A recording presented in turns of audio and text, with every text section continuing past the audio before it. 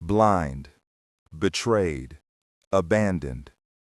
The words dropped into her life like cold stones into a still pond, each splash widening until everything she knew was distorted. She could not see the bouquet tumbling from a waiter's hand at the graduation banquet, but she could hear the sharp laughter and the way the room tilted toward whoever had the power to throw stones. She could not see the headlights that struck the car beside her grandfather's scooter on the rain-slick road, only the sudden absence of sound, then the terrible, clarifying keening of brakes. She could not see the signature she pressed to the paper in the hospital's fluorescent glare, only the taste of iron on her tongue and the shape of the man's hand as he slid the pen across the form. That night, while machines kept time in beeps and monitors, she married a man who would be called President Lou. She had not planned for any of it. Schumann's life up to that point had been a narrow, beautiful thing carved out of thrift stores and second-hand sewing machines. She had grown into her talent like a plant finding light in a cracked wall. She learned fabrics by touch, could name a weave by the way it whispered under her palm, and stitched with a patience that turned scraps into gowns that made people gasp as if at some small miracle. Her grandfather, old Fu, had been the gardener of her life, stern, stubborn, tender. He taught her to measure by heart and to value steady work over flashy promises. The banquet was supposed to be one bright step toward everything they had planned. It was the alumni night where industry insiders came to congratulate graduating students. For Schumann, it was a chance to show the prototype of her final collection. Minimalist lines, hand-embroidered details that referenced the rivers where she had grown up. She had sewn the pieces with old Fu humming in the next room, his hand slow with age but exact, his voice low with pride. Instead, she walked into a room arranged for spectacle. Crystal chandeliers drooped like constellations over a crowd that smelled of expensive cologne and certainty. Looting was there, a name she had learned to love and resent in equal parts. He moved through that world with an ease she could not fake. They had been close once, two people who traded shy glances and confidences in a crowded classroom. But his family had bread and silk, her family had rationed rice. The gulf had always existed, not as a moral failing, but as a fact. At the banquet, the gulf became a weapon. When a third-year designer joked about a promising girl from the outskirts, it was a small, careless sound. When Looting laughed and the laughter rippled outward, Schumann felt it like weather. A whisper here, a pointed question there. Is she really a designer? And then someone took a phone and projected a grainy picture across the giant screen, an edited image of one of Schumann's sketches superimposed on another designer's cover. The crowd sucked the breath out of the room. The rumor took light like oil on water. Humiliation is an animal that feeds on the silence of others. Faces glided away to conversations, plates shifted, someone called a toast. Schumann sat at the edge of a world that stopped seeing her as a maker and began seeing her as a spectacle.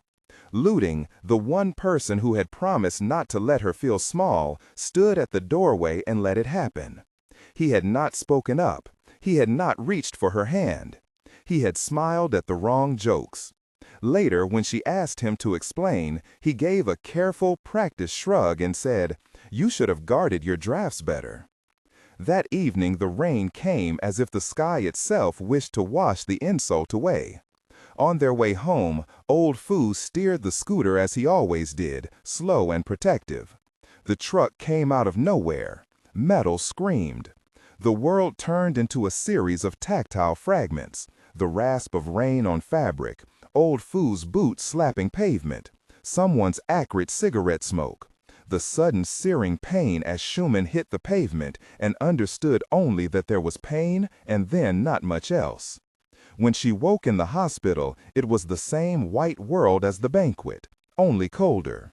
Machines held rhythm. Nurses moved with the impatient efficiency of people who had seen too many acts and too many consequences. Her hand found old Foo's, bandaged and trembling. A doctor said blunt words about internal bleeding and surgery, and "we'll do everything we can." Schumann's vision blurred and then steadied to a pool of light that throbbed. President Liu was there because he was that kind of man, always arriving where power required him. He rolled in like a tide, calm, unruffled, impossible to ignore. He said little at first, watching with the quiet precision of someone cataloging pieces in a room. His reputation came with him. Liu Corporation, expansion plans, a private life wrapped in rumors. But the thing that mattered that night was his offer.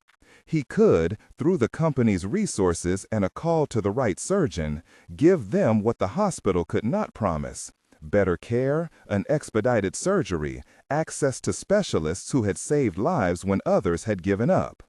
There was a condition. His voice was small and practical. The hospital corridor echoed hollowly. "Marry me," he said. It was not the way she had imagined marriage. No proposals under lantern light, no cautious fingers taking hers. It was a bargain, lifeline in exchange for name. For a girl who had learned to count rice and stitch until dawn, for a man whose life had been risked to maintain another's breath, the contract was as plain as a ledger.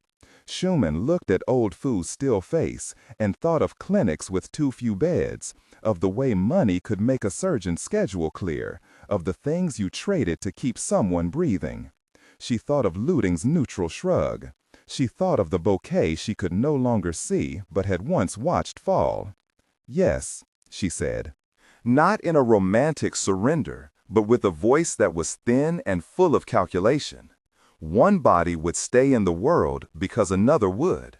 She signed a document while the room smelled of disinfectant and lilies, while fluorescent lights threw hard, honest angles across the paper.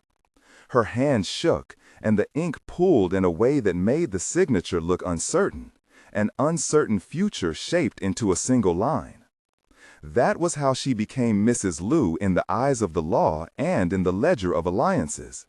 And a rumor at the desks where people whose decisions mattered would whisper, "The poor girl who bought a life with her name." She could not see the ring sliding onto her finger. She could feel the metal, a circle of promise on her skin, cool and alien. For days after, the world moved through sound and texture. Stitches were threads she could feel under her palette of palms. The small shape of a hospital room changed with the rhythm of other people's steps. With no sight, the details sharpened elsewhere. The creak of the bed when someone leaned over, the way President Liu's cough was careful and controlled, the way his presence smelled faintly of cedar and paper. Marriage did not instantly become warmth. Public union, private distance. The Liu residence seemed engineered for eyes, for status. Corridors wide enough for parlors of negotiation, lacquered wood, portraits in gold frames where ancestors stared like judges. Madame Liu, the matriarch, moved through this house like a slow season of winter, composed, brittle, with a voice that could slice intention into visible pieces. She did not hide her disapproval. To her, Schumann was a discordant note in a symphony that required harmony of pedigree and image. Madame Liu's coldness was a kind that did not shout. It merely withheld the things that mattered: public affirmations, invitations to family ceremonies, the amused tolerance often extended to those born into the family. Yet the president, private, contained, was different behind closed doors. He arranged for a specialist's appointment without ceremony. He ignored a question about legacy at a board meeting to take a call he had scheduled for the surgeon.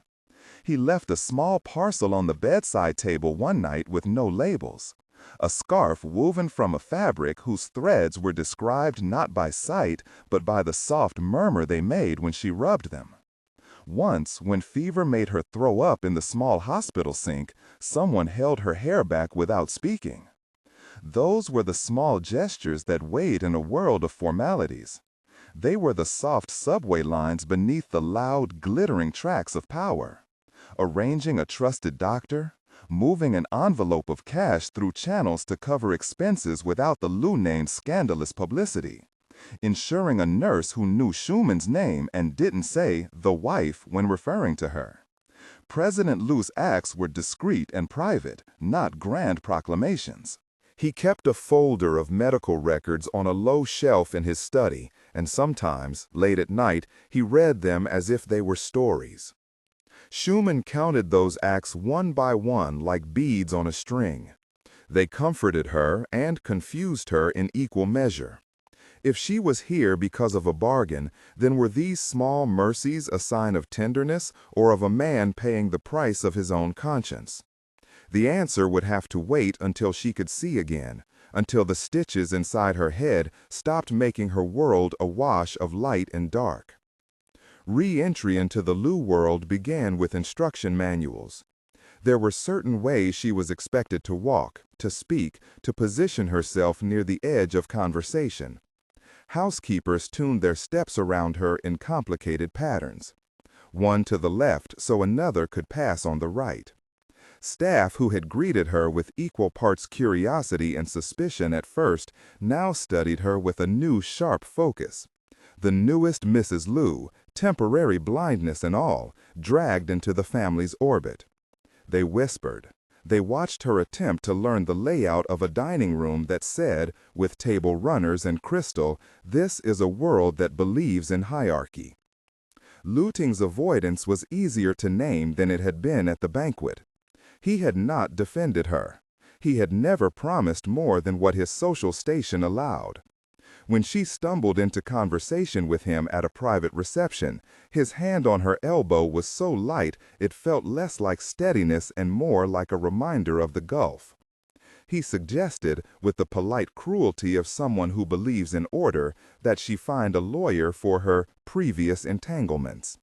He wore a neutral expression that meant he was choosing himself, always.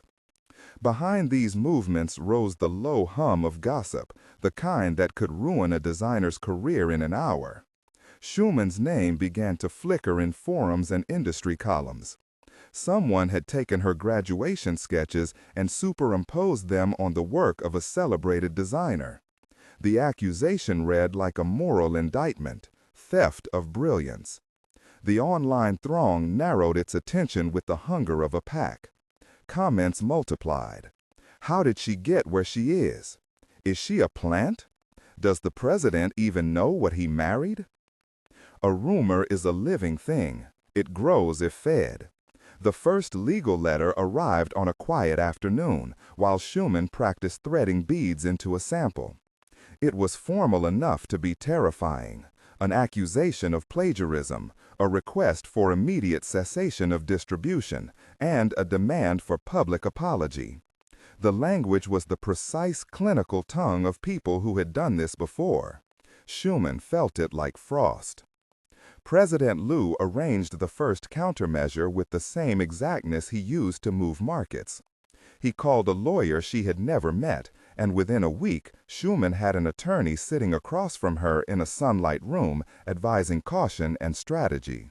He sat in the corner of meetings like a shadow, and never once corrected Madame Lou's clipped reference to this unfortunate business arrangement. These were more beads, some kind of protection strung together. But for Schumann there was also isolation. People who had once shared notes and fabric scraps drifted back to their lives. Invitations stopped arriving. Suppliers she had trusted hesitated. There were nights when old Foo's breathing hummed in the next room, and Schumann felt, absurdly, as if she were waiting on a stage for a signal that might never come. Her blindness made everything tactile, intensified. She learned to read the pallor of someone's apology by the way they inhaled before speaking. She judged sincerity by the heat of a hand on her arm. She felt the flatness of a newspaper page more keenly than she saw its headlines. When a designer from her old circle came to the estate with a polite smile and a business card, Schumann smoothed his hand with hers, as if she were measuring its integrity. He offered a thin, practiced sympathy, and left quickly. Later, a forwarded message, sent by someone who once called her friend, listed reasons the marriage would not last. "He's a businessman," the message said. "She's an opportunist." It is easy, in a society that values lineage and image, for the vulnerable to be written as culpable. People make narratives to comfort themselves. A neat story with a villain and a victim, in the newsroom and in comment threads.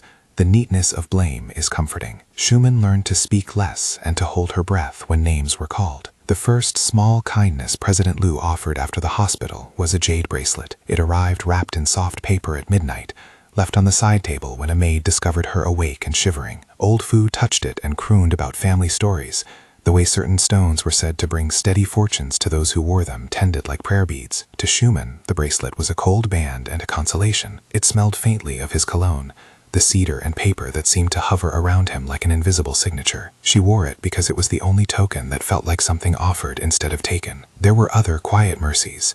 He arranged for an old friend to come and help navigate the estate, an older woman named Shenlin who had worked with fabrics all her life and who treated Schumann like an apprentice of worth. Shenlin taught her to count steps using the weight of a footfall, to remember room sizes by the echo of a voice. Once, when a nurse was brusque, President Liu sent a note of complaint and the nurse's tone changed. Once, when a gossip columnist tried to call the estate for a comment, staff quoted silence. These acts piled up until they created a small gravity. They did not erase the cold motions of the Liu household, nor did they erase the way Madame Liu's eyes narrowed when family friends asked after the arrangement. But they were evidence. A man who had the capacity to move resources also had the inclination to place them on slender, soft things. And yet, Schumann felt betrayed in a different way. Not by the man who had saved her grandfather's life. He had saved him after all. But by the people who had once promised to be companions through the small wars of life. Luding's absence at the hospital was a wound that fit perfectly into the bruise of public shame. Friends who once stayed late to pen a hymn now forwarded articles with titles that suggested she was a manipulator. The Fu family tried to be brave, but the whispers from neighbors hung over them like a storm cloud. And the man who had married her, though kind in private, refused to wear his kindness like armor in public. Perhaps he had his own reasons. Family politics, the calculus of a corporation whose shareholders watch the headlines. Or perhaps he was practicing a different form of protection he believed would survive scrutiny better than affection. Time moved with small markers. 3 weeks after the surgery, old Fu's fever spiked and then subsided. 1 month after the marriage, Schumann tried to return to work. She sat at a drafting table that was hers by instinct, fingers remembering how to coax a line into being. She could not yet read fabrics by sight, but design is a language learned through memory. Friends sent messages of support that felt like cautions. Invitations to collaborations stopped coming. A major online magazine published a scathing piece about faux ingenuity in young designers, and someone used her name as the example. Then came the first fabricated photograph. It appeared on a gossip feed with the speed of wildfire, a grainy image of Schumann in a private club, one hand on a man's shoulder, laughter frozen like a crime. The caption hinted but did not state. Implication did the heavy work. The photograph had been doctored. Later, someone would trace its origin through metadata and a network of accounts. Later, too, there would be legal papers and arguments about forgery and intent. For now, the photograph was enough to start the machinery of rumor. When she confronted Luding about it in private, using the blind's reliance on voice to level the field, she could not see his guilt, only hear the clearing of his throat. He offered a practiced sympathy and an extricate. These things happen, best to keep heads down. His silence was a betrayal he wrapped in civility. There are moments when a life stretches so thin that the only decision left is how to keep living. Schumann could have left the estate, signed the papers, gone back to a cramped apartment with better light. But old Fu's recovery was not secure. Every doctor's nod was a conditional promise, every week of stability purchased by a thread of care. When she thought of the surgery that had saved him, when she replayed the sterile, watchful face of the surgeon and the way the machine's beeps had steadied into rhythm, she understood the calculus that had shaped her yes. This is the world she inhabited as the first tendrils of campaigns against her career unfurled. She moved through it with tactile intelligence, learning rooms by the way curtains sighed, naming people by their laughter. The elite's contempt scraped like sandpaper against the delicate fabric of her days, but beneath all the sheen and sarcasm was a steady kernel. She had chosen, with both humility and stubbornness, to keep a life alive. After the first wave of scandal, President Liu increased the number of small protections. He placed an unnamed aide to answer calls and vet emails. Shenlin taught her simple tricks for dressing that made public appearances less fraught. He arranged a private showing where she could present a capsule of designs to a small gallery of responsible curators. No press, no blinding lights. He stayed at the periphery, his hands on the steering wheel of their shared automobile while she navigated the tactile shapes of fabrics. Once, in the middle of a week that felt like a siege, he brought her a paper-wrapped slice of bread from a bakery he claimed was the only one in the city worth this much craft. She ate it like a sacrament. Small mercies again. Beads on a string.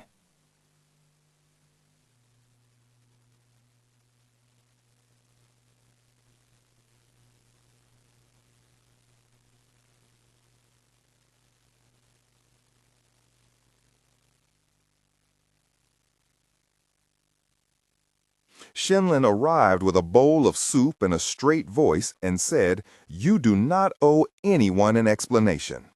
She filed a formal complaint the next day. The man's associates called it a miscommunication. The press never seemed to get tired of the insinuation. President Liu, when told, tightened his jaw.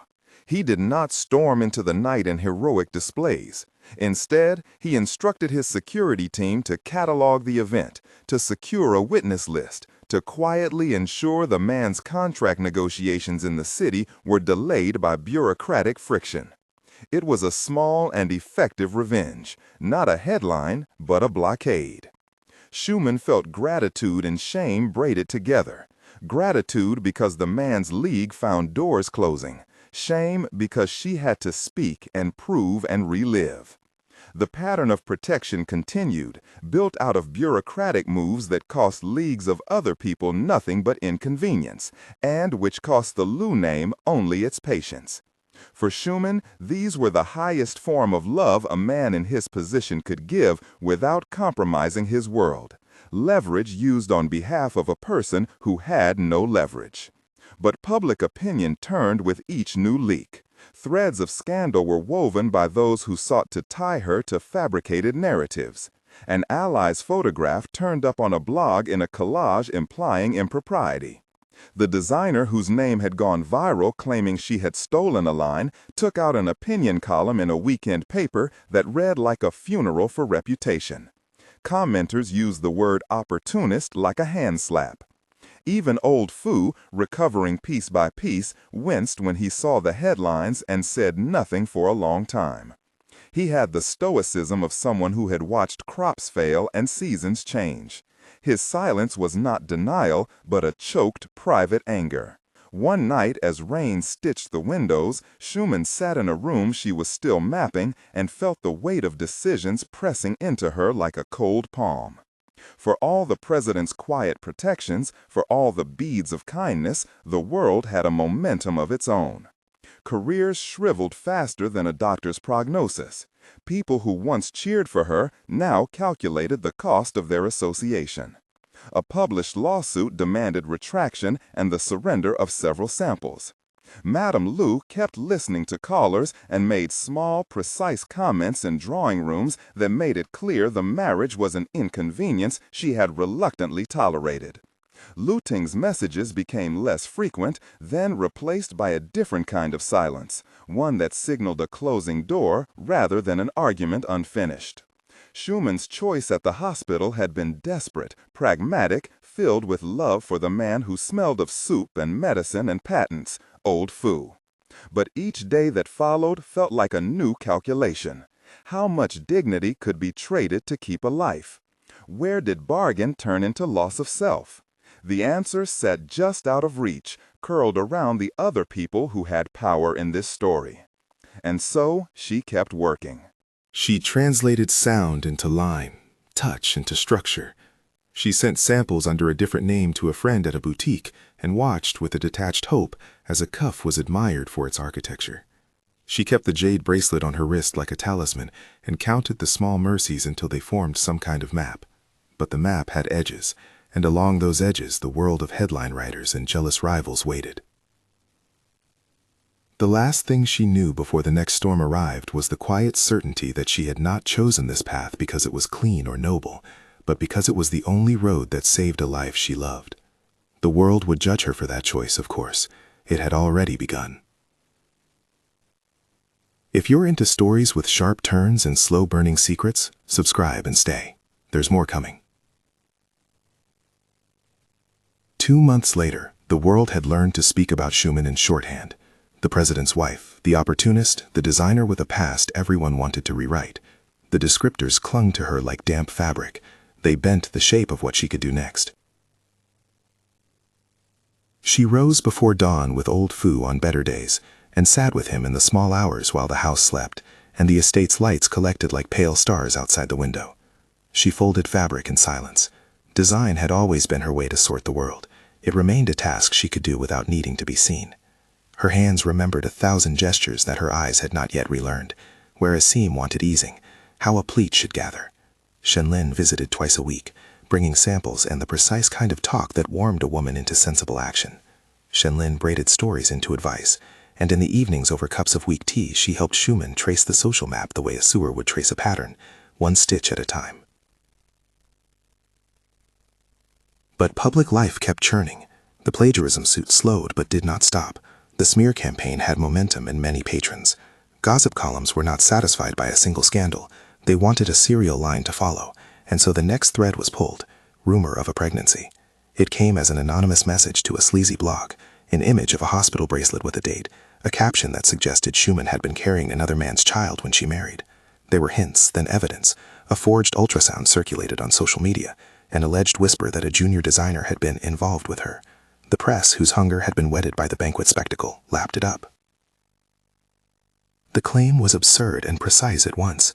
If the story could be seeded with doubt about paternity, it would complicate the legal protection her marriage afforded, would feed Madame Lu's worst fears about legitimacy and lineage, and perhaps force a separation before anyone had to take a stand. The weapons were modern, metadata and hacked email trails, the currency of reputations. In a world built on image, paper and pixels could kill more surely than swords. President Lu, who had always preferred to move the chess pieces quietly, began to act. He commissioned a private firm to verify document sources. He hired forensic analysts to chase metadata and timestamps. He did so in a way that made no press announcements. There was no press release, no dramatic denial on the record. Instead, servers were queried, accounts were traced, and a paper trail began to glisten for anyone who had eyes to follow it. Schumann, who had learned the meaning of evidence by counting stitches and measuring seams, wanted to be part of this hunt. She could not see the codes or the slivers of text that suggested falsification, but she had other senses and other allies. Guang, who had once been a small, watchful boy apprenticed to a tailor, and who had since become a junior manager in one of Lu's subsidiary companies, came to the estate bearing guilt folded like clean linen. His job had given him access to some of the emails that had been used in the smear, metadata he should not have seen, but had, because in his position he touched many things. He looked at Schumann and said quietly, "I can look again. I might find where they cut the thread." They worked together late into nights, Shenlin's lamp lighting the draft table, Guang reading printouts aloud while Schumann traced the margins with her fingertips. He read timestamps that did not line up, IP addresses that pointed not to a private account, but to a cafe in a district where a rival firm kept dark offices. Schumann felt the shape of the lie in her hands like a bad stitch. It comforted her to do this work. Even when she could not see, she could map the betrayals by their weight. The first public humiliation after that came not in a column, but in the shareholders' meeting. Madame Lu, who chaired certain family committees, had been baited by whispers of scandal, and had begun maneuvering for a preemptive divorce in closed sessions to avoid headline drama during a critical merger. On paper, her moves were procedural. In practice, they read like withdrawal, pulling prestige away from a woman they called a temporary arrangement with a cool and steady hand. At the meeting, there was a pause when Schumann's name was mentioned. A roomful of suits made a decision by the quiet of their silence. President Lu answered questions with the kind restraint that made headlines note dignified and businesslike. He refused to be drawn into family matters in open session. He offered no flourish of defense. He defended her economy, not her person. The effect in the press was immediate. Once again, the narrative favored the prudent company man whose private choices must be considered apart from his duties. The company might survive, the op-ed said, provided personal distractions were contained. For Schumann, the message translated simply. The man who had bargained for Old Foo's life seemed, by public necessity, to be prepared to sacrifice the woman who had accepted that bargain. She felt abandoned. The feeling arrived like a physical pressure in her chest, over-eager and close. It made her hold her breath at unexpected times. When she went to the studio to sketch, the silence of fabric around her felt like a crowd of critics waiting to turn away. Then, 2 months after the bracelet had arrived, and 3 days before a crucial hearing about the plagiarism charges, the scandal escalated with precision so cold it had to be planned. An anonymous tip to the press, a set of forged documents posted to a gossip site, a series of private messages allegedly showing Schumann arranging payments and lying about her past. One particularly vicious item implied that she had accepted money to disappear from a prior post, a claim that suggested calculation and not desperation. The legal team, brought in by President Liu, moved quickly to issue denials and file counterclaims. But law is slow and headlines are fast. People do not wait. Old friends who had said they would stand by her now adopted a quietness that felt like a public distancing. At a gallery opening where Schumann had been invited to schedule a private showing, 2 designers who had once sewn with her stood on the periphery and whispered, their eyes flicking away when she approached. She felt it like frost. The darkest moment arrived like thunder without warning. It was a week before the court was scheduled to hear expert testimony about the alleged paternity documents. The morning began with Old Fu declining breakfast, his forehead hot, his breath short. Schumann sat beside him, her palm on his. She had not slept the night before. Rumors had a way of muting the sound of sleep. At noon, a call came from the estate. The driver had not returned to pick her up for a pretrial meeting, and the house's security feed showed that the gates had been accessed after midnight by a vehicle with plates traced to a shell company. Someone had come during the night and left a message on the answering machine of the estate's groundskeeper, a ragged whisper that Schumann should stay silent or face exposure. She went to the meeting anyway. That afternoon, in a consultation room with a too-bright lamp and a table that smelled faintly of disinfectant, she signed papers she had read by touch, witnessed by lawyers who spoke in precise cadences. Guang paced outside and kept a hand against the door as if feeling for her heartbeat. When she left, someone waiting in the underground parking guided her to a car that smelled of air freshener and lemon. The man, firm, polite, said, "This car will take you to the courthouse early so we can meet." He was not the driver employed by the estate. Schumann, who trusted as carefully as she learned, felt only a small, naive hope that this might be a courtesy. The car took a wrong turn. Content warning. The following section involves abduction and implied coercion. The narrative treats these events without graphic detail and focuses on emotional experience and aftermath.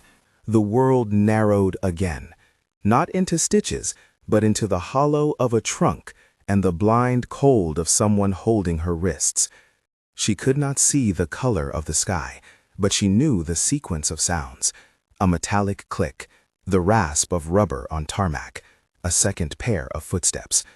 Her hands were bound with tape that smelled like plastic, and the man who had spoken to her in the parking lot had another face now, angry, small, impatient. He led her to a room that smelled of damp concrete and iron. She was not allowed to make noise. The lights were low enough to make the shadows thick. The air tasted stale. Hours passed by in a way that could not be measured, clockless, stitchless, like a seam without beginning or end. When someone entered with the idea of a document and a phone, the world folded into negotiation. "Sign this and we'll let you go," a voice said, its edges like knives. They wanted a confession, a public statement to be filmed, and admission of impropriety that would kill the case, that would hand Madame Liu the justification to annul whatever fragility of protection Schumann had. They wanted her to trade the last thing she owned, her voice, for a promise. She refused in small ways, a silence that was stubborn and a refusal to let their script become hers. They filmed her hands, tremulous but not broken, signing a paper she did not recognize. They pushed words into the camera. They tried to force a face to a lie. They underestimated what was not visible, The small, inward contract she had made with herself to not give them anything beyond what they had already stolen. President Liu did not storm in to a rescue with a posse and a camera crew. The narrative he had to keep was built on quiet actions, and he had one advantage the kidnappers did not. He had patience, and he had resources that worked in time. He used them. He had been following the smear track, and when a pattern of shell companies paid for false footage and a rental of a storage unit in an industrial quarter surfaced, he mobilized both the company investigators and a discreet private team with police contacts. He did not announce his moves. He made calls in the language of logistics and procurement, not of passion. He also acted as if the woman he defended mattered beyond the ledger. He sent a note, unsent to the public, a letter he had never given her. In his study, in the back of a desk drawer, he kept unsent letters and a box with a folded paper that smelled faintly of hospital disinfectant and old ink, a draft of a message that said simply that he had watched her from afar and admired what she did with threads. He had written other things in the margins, where she liked the light, the cadence of her laugh. He had never given them because he thought they might be extravagant. He thought they might endanger her by making her a spectacle. Now he put those words to work in another way. He handed them to lawyers as proof that his concern had been long-standing, evidence that his actions were not a reaction but a responsibility he had long felt. The rescue itself came at night with no grand fanfare. A team, 2 plainclothes officers and a private security liaison, moved through the industrial area. President Liu was there in the van, not because he had to call the shots, but because he insisted on being present. It was the first time since the hospital that he crossed a public line that might be noticed. There was a risk that his car would be seen in the area and a photograph taken, and for a man so attuned to optics, this was a dangerous place to be. But there was old Fu's face hovering in his memory, and there was the tally of every small kindness he had given that had never been allowed to wear itself publicly. He chose to disregard the ledger for a night.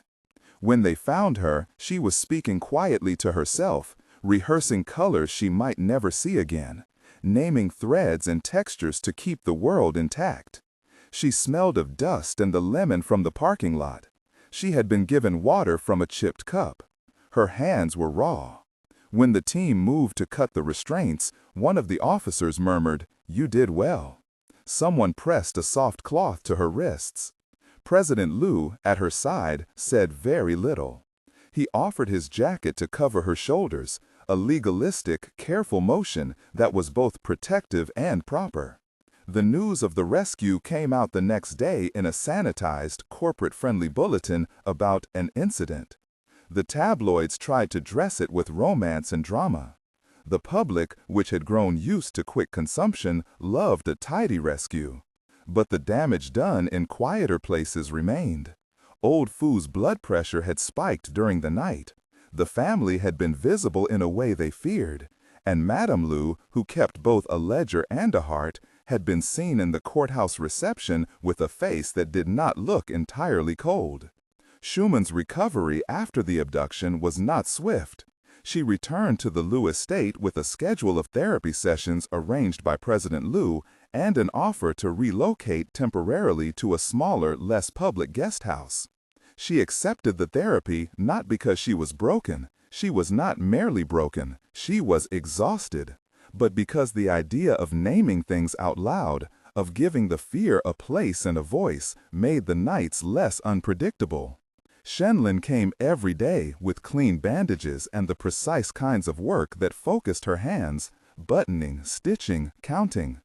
Guang sent messages of apology and regret, and brought documents, phone logs, screenshots, items that showed the origin of the false posts and the names behind the shell accounts. He wore his guilt like a tangible cloth and helped mend what he had allowed to fray. President Liu kept doing small things that mattered. He arranged for a specialist in cognitive therapy to come to the estate to work with Schumann.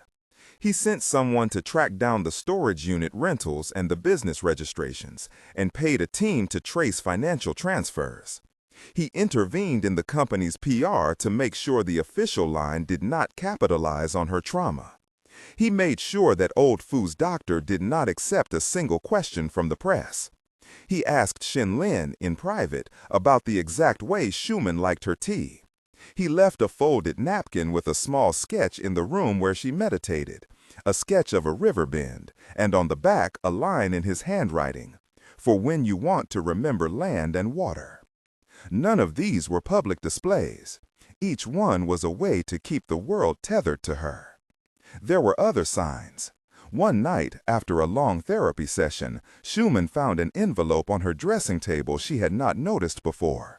Inside was a photograph not meant for tabloids, an old, grainy publicity shot of the Lu Corp-sponsored design initiative where she had once presented as a student.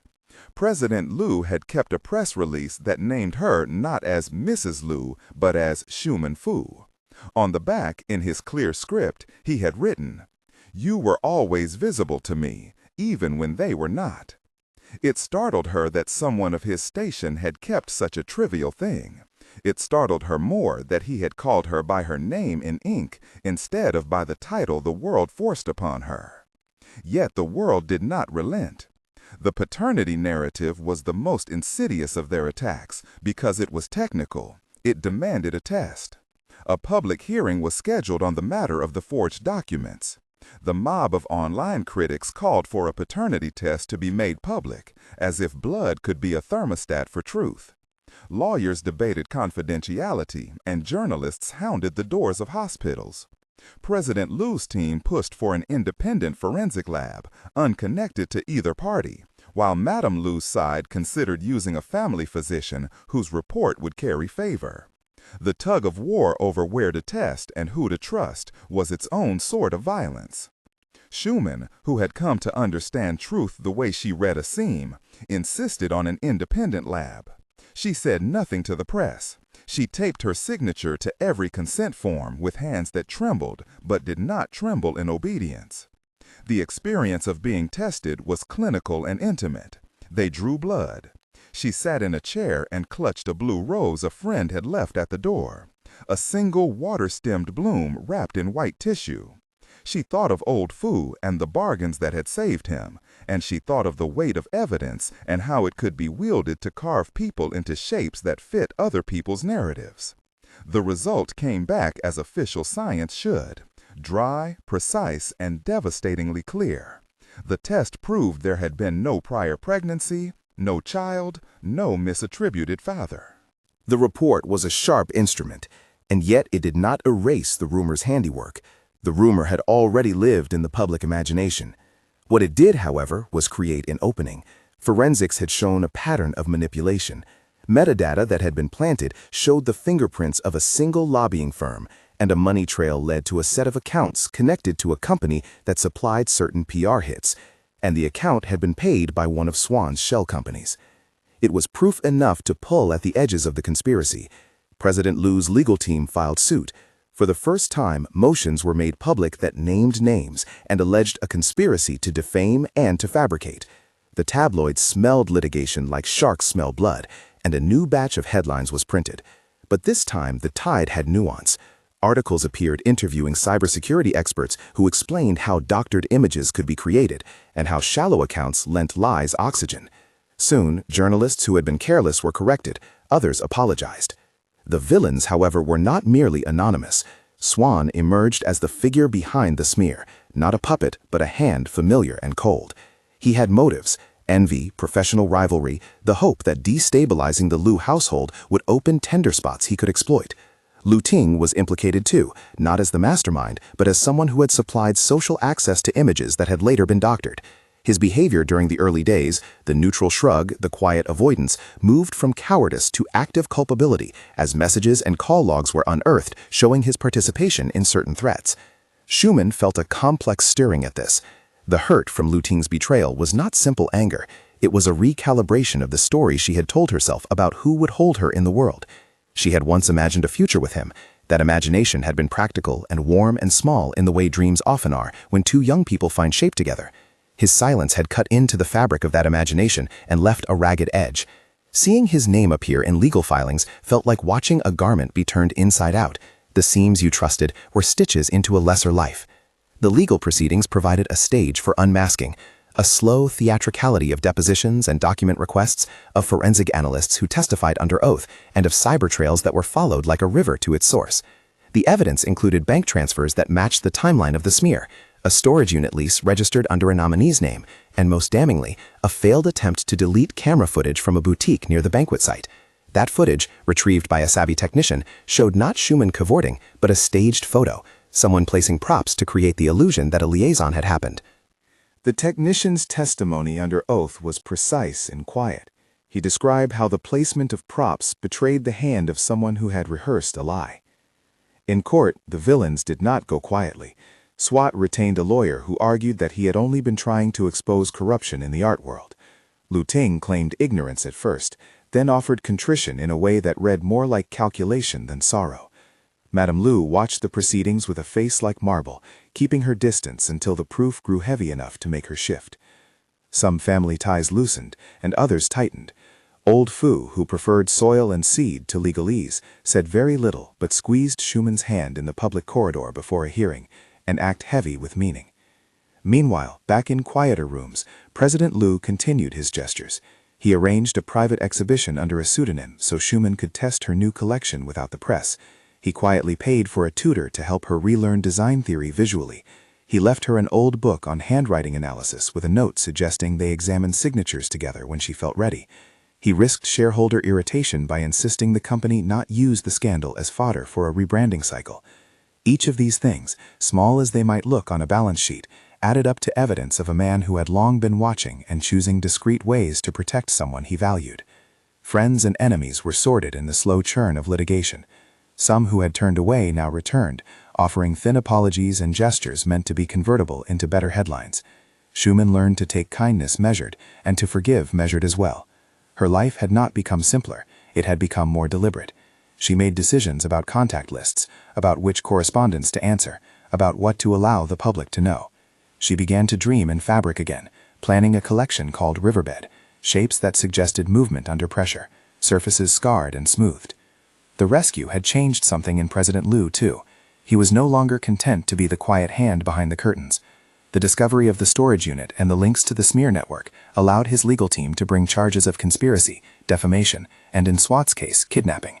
He made the choice to pursue these claims in public courtrooms, where evidence could be evaluated and the spotlight could expose those who had used shallow light to cast long shadows. It was a risk.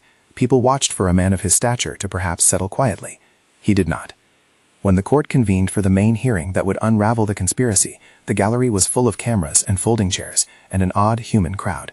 People sat and shifted, the room smelling faintly of coffee, of legal paper, of nervous perfume. Witnesses were called. A cybersecurity analyst who explained the metadata trail, a technician who described work in a storage unit, a courier who had delivered an envelope that later proved to contain false documents. Gang took the stand and, voice shaking at first, recited the sequences he had once been part of. He described how he had passed messages to a number of accounts and how his curiosity had led him to stumble into evidence. His face was a stranger to the public now, exposed and not photogenic, but his testimony rang true because of the small human details he provided. The turning point of the hearing came when the court admitted a set of emails the defense had hoped to bury, unsent drafts President Lu had kept.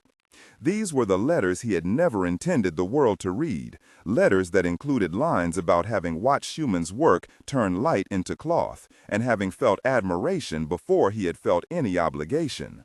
The prosecution framed them not as romance but as context. Here was a man who had paid attention, who had invested resources and care beyond what a purely contractual husband might have. The defense argued the letters were irrelevant. The judge allowed them on the basis of motive, inasmuch as motive could help explain the defendant's actions and the lengths he had gone to protect the woman now standing beside the legal process he had catalyzed. That context shifted the narrative.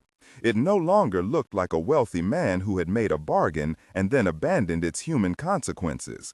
It looked like someone who had acted from a long private care and had chosen to fight for her in ways that would not at first make sense to the crowd. The press, which had loved neat narratives, tried to reconfigure the story into new columns and op-eds, and commentators debated whether private affection justified public intervention. For Schumann, the letters were neither vindication nor romance so much as evidence of being seen. They were the thing that made her feel less like a commodity and more like a person who had been watched in small, earnest ways. The courtroom drama unspooled with legal rigor. Suwan's lawyer stumbled on discrepancies that the forensic lab official exposed, sequencing false metadata like beads. Looting, pressed by cross-examination, admitted to forwarding images without verification, an act of cowardly ambition. The judge reserved judgment on harsher sentences but allowed the public record to mark the conspirators' names as tainted. The outcome was not an immediate equalization of power, but it was a clearing of air. With the most blatant lies dismantled, the rumor's venom lost its main oxygen. After the hearing, in a quieter chamber where court clerks moved like a flock, Schumann was left with the complicated works of relief and exhaustion. She wandered the courthouse corridor with Gang and Shenlin. A photographer followed them for the press and snapped a photo. The woman who had been the butt of rumors walking between the people who had chosen to stand. President Liu was not in that photograph. He had excused himself before the end of the session, leaving her in the hands of friends. Later, when the papers ran a portrait of her in the morning headlines, his name appeared in the sidebar, but not in the caption. The world moves in images. Sometimes the most important image is what it omits. The physical healing of her sight remained a more personal and medical negotiation. There had been talk of a procedure months earlier, but doctors had advised a careful approach. No rushed surgeries, no risk to the fragile neural pathways. The plan evolved into a series of treatments: therapy to address the trauma, incremental diagnostics, then, if the doctors recommended, a surgical intervention timed for when anesthesia could be safely administered and post-operative care ensured. President Liu did not push. He funded and he arranged. He paid for a leading ophthalmologist to consult and for accommodations where recovery could be discreet and secure. He was present in a way that stayed one step behind her consent, always offering, never imposing. On a rain-thick morning 6 months after the banquet that had first thrown her into public view, Schumann chose to consent. The choice felt monumental because of the calculus it reversed. This time she was not signing away a name, but offering her body and future to a medical decision of her own. Old Fu accompanied her to the hospital in a small, steady wheelchair, his eyes living in the weather of his face. President Liu accompanied them to the threshold and, this time, stood publicly with them for a brief moment as they were greeted at reception. The press watched for a flash. They were given, instead, a curt nod and the sense that something private was being handled with a measure of dignity. The surgery itself was a blur of antiseptic and low light and the steady hands of professionals. When she woke, her world returned not in an exclamation, but a slow, richly detailed stream. The blue of a curtain, the green of a hospital gown, Old Fu's lined face, President Liu's profile as he read a medical chart with his mouth pursed. Vision returned as a cautious friend, sharpening and receding in minutes. Colors were vivid and also somehow terrible because they resurrected a whole new knowledge of how the world had looked while she had been blind. She saw the exact scuffed mark on the arm of the chair, where she had once lain when she could only feel its texture. She saw the hospital monitor's blinking numbers and knew that beeps had kept track of a life she had saved by bargain and courage both. The moment she saw President Liu clearly for the first time after surgery, his face was arranged like a map she had not known she had memorized by touch. He looked older than his years in that wet light, concentrated and present. He had left his tie in the corner, and a kind of fatigue in the hollow of his eyes that did not lessen his attentiveness. For the first time, the fact of his attention became visible to her in a new way. She had been aware of small mercies for months, arranged doctors, a scarf, a bracelet, and now she could stack them and see the pattern. The pattern was not theatrical. It was instead a lattice of choices and small risks. They spoke then, awkwardly at first, like two people whose conversation had been mediated by lawyers and headlines. He refused to make grand confessions in public. He refused to make the drama of his love a spectacle that would consume the woman it had been directed at. But in the private, inside the small room after surgery, he said something he had never said before and could never document in a press release. "I have always thought about the way you see a seam, even when you could not see me. I was careful because I worried my being visible would cost you more than it gave." That confession was not cinematic. It was a line of practical poetry, a careful recognition of the selfishness he had feared and the courage he had chosen anyway. He explained why he had kept tender acts private, because in his world, publicity could be weaponized, and he had wanted to shield her from becoming a target. He showed her, finally, the small file folder he kept, letters, unsigned cards, a list of her early sketches he had photocopied and kept in a safe. He had, when nobody watched, purchased a small atelier space under a business name so she could work without gossips in the entryway. He had sponsored a scholarship in her grandfather's name at the community college where she had once studied. Each of these actions answered the question of whether his care had depth. It had. Schumann listened, and when she spoke, she told him that she had not wanted pity. She had wanted partnership. She wanted to be seen as someone whose labor mattered. She wanted a life that neither worshipped his power nor surrendered her agency to it. The conversation became a negotiation, but one built on new ground. They were no longer acting strictly from legal necessity or the calculus of alliance, but from a budding and deliberate attempt to figure out what a real marriage between them would mean. The world outside did not fully close the chapter. Corporate shareholders still watched for stability, and Madame Lu's wariness did not evaporate overnight.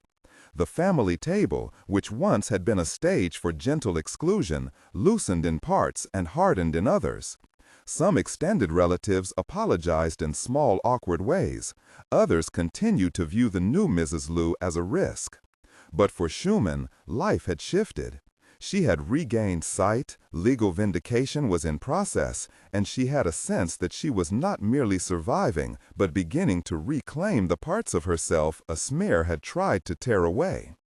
The epilogue of public judgment was slow. Suan faced charges.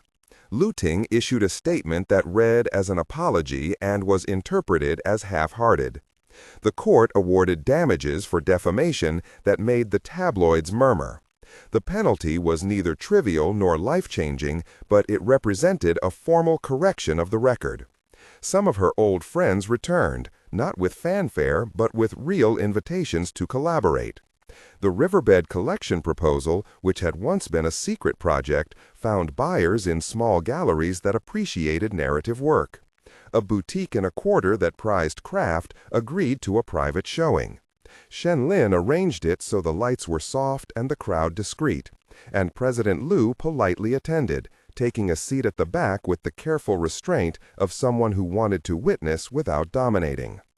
The relationship between Schumann and President Lu did not become an instant fairy tale.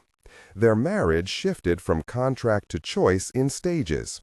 Shared dinners where they did not speak of power, nights when Shenlin or Guang would come with an excuse and leave the two of them to talk. Moments when he would ask how a fabric felt and listen as if every answer mattered. The 6 small gestures the DNA had asked for were now visible in patterns. The scarf, the jade bracelet, the private surgeon, the saved draft letters, the anonymous scholarship, and a small blue rose bouquet he started leaving once a month on her desk. A signal that the Whirlwind bargain had been transformed into steady attention. Schumann's agency matured into an explicit decision. One autumn evening, 3 months after her sight returned, she sat at the old drafting table and smoothed a fold of fabric. Old Fu had come downstairs in the late afternoon and fallen into a doze by the hearth. The house smelled like wood smoke and lavender. President Liu stood by the doorway without entering fully, watching the light move across the fabric that lay like a river on the table.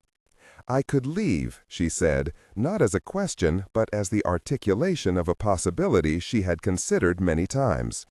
He stepped across the threshold and sat on the stool opposite her. "You could," he allowed, "and you could return to a life of work and light without the Liu name." There was a pause where politics and affection touched like two hands holding briefly. "I married you," she reminded him. "That marriage began as a bargain, but all bargains are not the end of choice." He nodded. "I know." She looked at him, finally, really looked, and saw the lines that worry had carved into his face. "I accept staying," she said, "but not out of necessity. Not so my life can be a refuge only in name. I accept because I choose the work this implies, of being seen and of being trusted." His hand found hers on the table, an unostentatious and private gesture. "Then let us make it honest," he said. "Let us make it ours."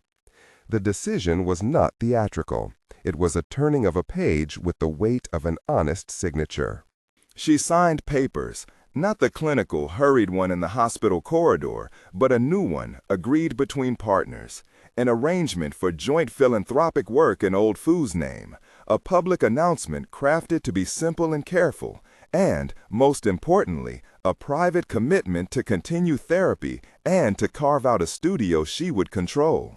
The contract they renewed was of their making. It felt like a marriage chosen. Madame Liu, witnessing these developments through the slow lens of family calendars and board meetings, softened incrementally.